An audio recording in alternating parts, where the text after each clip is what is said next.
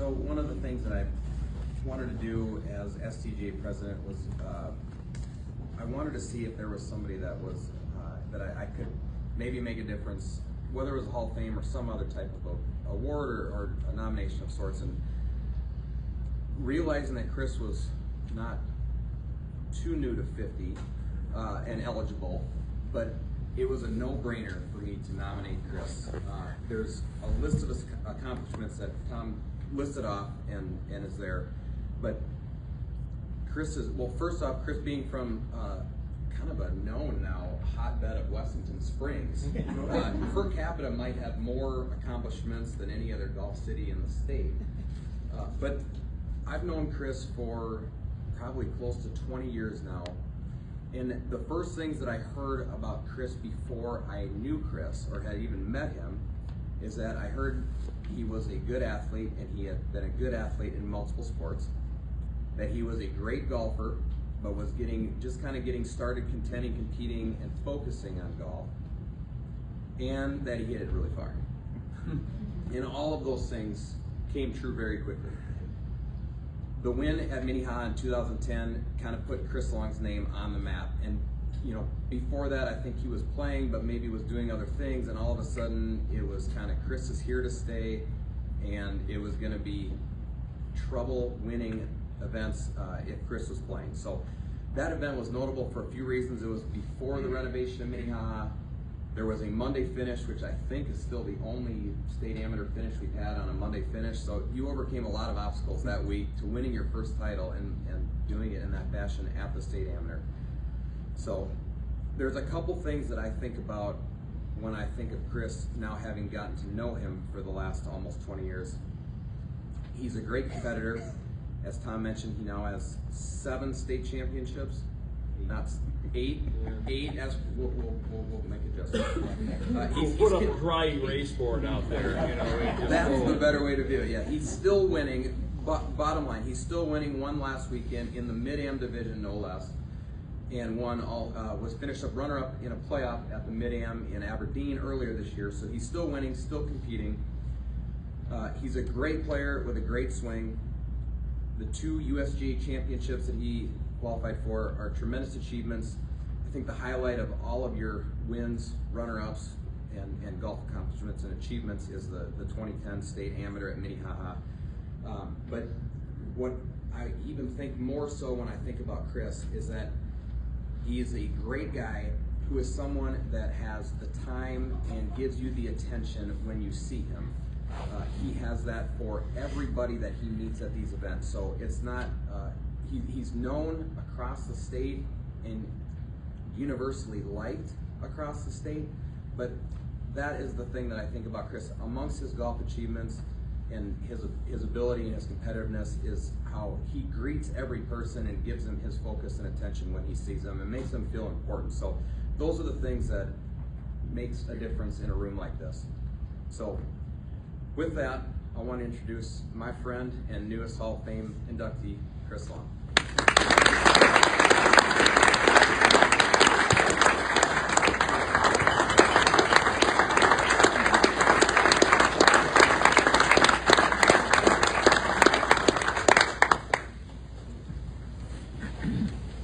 I was saving the tearjerker stuff at the end, but then Ryan messed it all up. So beards, whatever you're selling, I'm buying it. I'm just gonna let you know.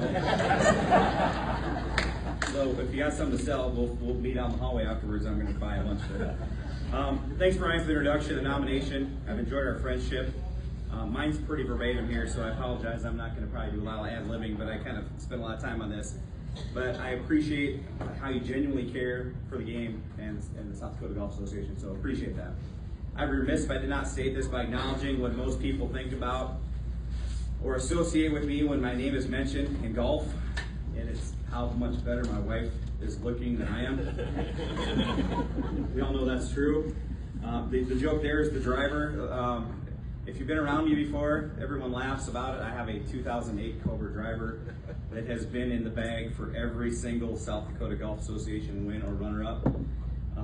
It's funny, the other day I did not warm up because I overslept, and I had a friend of mine says, "You didn't warm up," and I go, "How'd you know that? Did you hear the that I didn't wake up on time. He goes, no, I never heard on the range, so you didn't wake up. So I think that's funny. But jokes aside, I appreciate the opportunity to be here tonight. Thank you to the Golf Association for this event. What a great event. I mean, this is just so neat to be here. I've had a chance to be here one other time. But we appreciate you for continued support and dedication to the game of golf in South Dakota. About 24 years ago, I gave playing in a South Dakota Golf Association event a shot. I thought it was just for the really good golfers, and I thought, what the heck, let me give this a try. Now, many events later, somewhere between 90 and 100, I'm guessing, there's still something I look forward to every summer. Just this year alone, I played in 7 events, which is the most I've ever played in. It's so neat to be able to go out and see everybody. It's just the most I've ever participated in. My enjoyment of these tournaments and the tournament golf is not waning anytime soon. I apologize to my wife for that. I'm probably not going to quit doing these anytime soon. In the eyes of the SDGA, I'm a pre-senior, and everyone laughs at that when I say that. And they said, well, what's a pre-senior? I said, well, it's just right above a junior, so that makes me feel younger. But I get a lot of grief for that, so I'm going to propose to Tom that maybe we can come up with something like the seasoned division, or maybe like the Wiley veterans, not flat bellies. I mean, something. The pre-seniors is one of those things that it's hard to stomach, but I know that I'm only 4 years away from the actual senior division, so that'll be something to look forward to too. Met a lot of great people with this organization. I appreciate all that Tom has brought to the SCGA with Joel and the rest of his staff. They do not get enough credit in regard to what running so many events takes. It's not just the ones we play in, it's the divisions with the juniors, it's the Sanford Series that they're all a part of. And it's just a huge undertaking, but they do it so well. So I know we've done it already, but just please give that group a round of applause for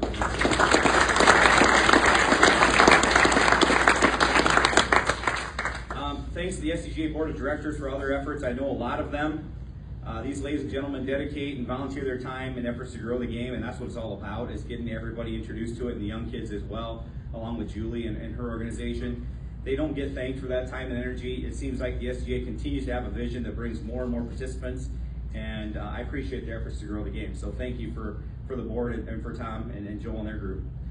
I'd also like to recognize former Executive Director Wade Mary and one of his assistants during his tenure, Mike Brown. Wade, I'm sure, recalls the 10 p.m. text of me telling him, hey, my schedule just opened up next week, Wade, so I can play. And I appreciate him for having that flexibility, because back then it wasn't a deadline. It was just like, I'm playing and you're in.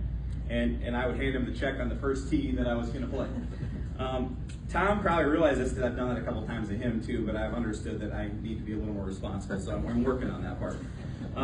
Mike is also a great rules official, but I have several photos hanging up in my office right now that are courtesy of Mike Brown out on the golf course. So thanks to those two a lot. I'm sure if Wade was here, the Wade Mary story that I really appreciate, now there might have been a couple of you guys here, because we've had a lot of fun with a lot of folks in this group. But we were out on Hart Ranch one time, and we had a very talented individual that could hit golf balls off his knees. Michael knows exactly what I'm talking about. And as we're on the range laughing at this gentleman hitting golf balls off his knees, and those things are going like 280 off his knees, we're like, you cannot par hole number 1 from off your knees at the 2-man out on Hart Ranch. So we all rolled out there with our bets placed, and went out, and this individual was going to play and see if he could par Hart Ranch number 1 off his knees. And Wade rolled up in his golf cart and said, quote, "You gentlemen don't happen to be playing the championship course between championship rounds, do you?" It was about that time that we realized a less cordial person could have had us all disqualified. And so the funny part of that is that's what we learned from our experiences with Wade, so I appreciate that, and it's a great story.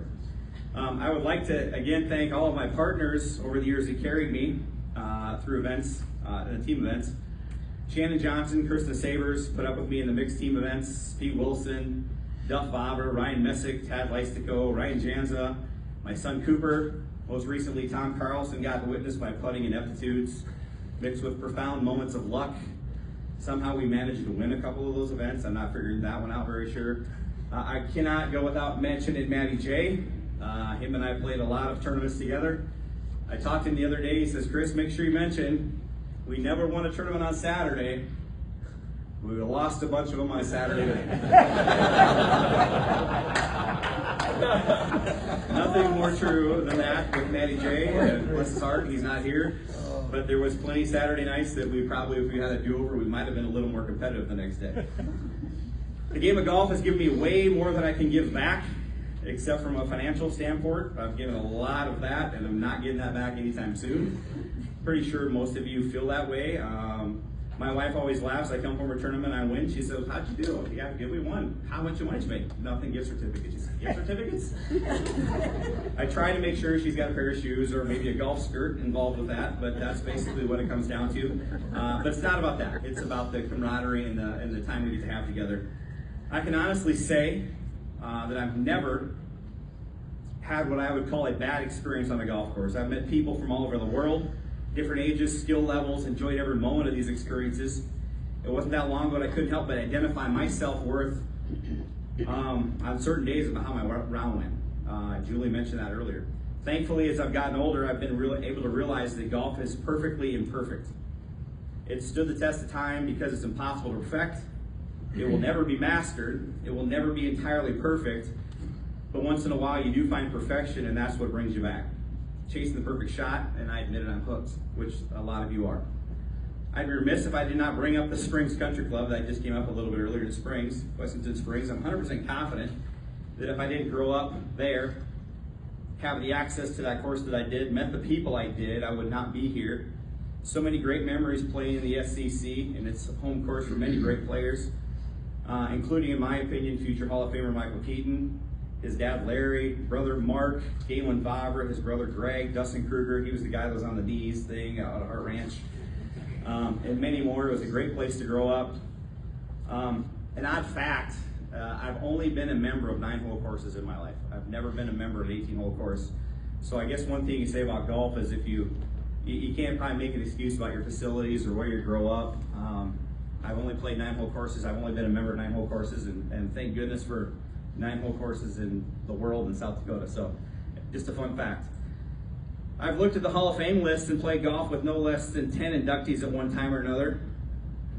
My first experience was humbling, and a final group was with Pat Lockwood and Mike Brummert as two-man. They basically won every one of them for about 10 years. Both Hall of Fame members, they beat us in case you're wondering. They did beat us. One of my favorite people I've ever met in my life in golf, and I don't get to see him often, is Paul Schock. Someone that truly enjoys golf, and he really enjoys seeing other people be successful, and that you don't see that very often. I have vivid memories, or maybe nightmares, of being completely drugged by Derek Bersheim on the Flander Golf Course. Derek still owes me money because I've paid him a lot over the years, but he truly made me get better. He made me a guy that wanted to be a better golfer. What an honor to be a member of this group, is all I can say. It's a little unfathomable now, as I've always correlated Hall of Fame inductions for people that were good at something, old, and done.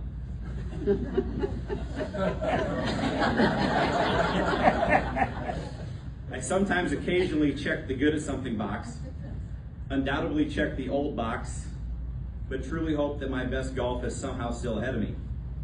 That may be wishful thinking, but what keeps me coming back and excited about the game and competing is that I can't run faster, farther, or jump higher than those young guys, but I'm still not ready to let them beat me at golf. As my dad often says, I may be getting older, but I refuse to grow up. Golf has been a part of every family reunion I've attended. Weekends on the calendar get circled every year for golf tournaments where we know we'll see someone that maybe we only get to see once a year at that golf tournament. And we look forward to it for that reason each and every year. If you're a golfer, you know. If you're not going to ever understand. It's been in the news a lot lately, but we're a weird bunch. In conclusion, I have to thank who really allowed this event to happen. My family and friends. I left it for the end just in case I couldn't get through it.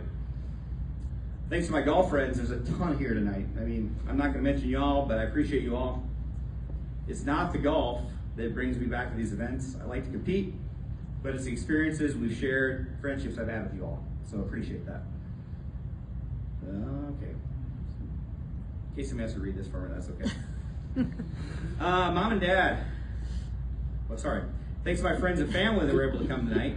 I hope that you were able to hear for this. Hope you understand my absence from some of the events that I probably should have been at. Mom and Dad, not sure we're here. I'm too young for this. But thanks for introducing me to golf. I played golf league with Dad, cost him a few bucks, so I made a hole-in-one in league one night. I wasn't old enough to buy, I couldn't drink, but he paid for it. We've played in too many golf tournaments to count. We need to make sure we play in a few more. Mom, I remember you and I jumping in the cart and driving the block to Springs Country Club. I enjoyed every trip. Thanks for understanding that it was something I enjoyed, even though you probably had other things to do. I have fond memories of sitting at Grandma's house hitting balls down at the Firesteel Creek. That was just what the Olsons did. I don't know how many balls are down there. I'm pretty sure we could go find a few of them. So it was a good time there too. I appreciate that. To my kids, Maya and Cooper, thanks for being my biggest fans and allowing me to miss a lot of things you did. If I had to do it all over again, I'm not sure I would have done it the same. I'm not sure it was worth it, but knowing I can't, all I can do is thank you for being supportive and for loving me all the same. Almost done. I'm gonna make it. To my wife, Shelly, you never once said no. About going golfing, I mean.